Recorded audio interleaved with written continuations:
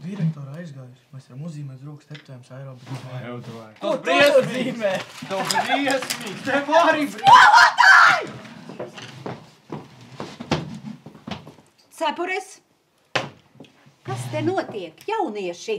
Jums bija atstāts uzdevums nodot vēstījumu sev pašiem, kad jūs atnāksiet uz salidojumu 35. skolas jubilejā. Tu būsi mammīte, tev būs 2 meitas mājās, tu būsi treneris komandai. Nu, tu varbūt būsi armijā. Parunāsim, kad tiksimies pēc 30 gadiem. Mīļie spīdolieši, pienācis skolas salidojuma laiks. Mīļās māmiņas, mīļie gādīgie tēti, mīļie darbinieki, valsts aizstāvji, uzņēmumu vadītāji, žurnālisti, mediji un pat valsts vīri.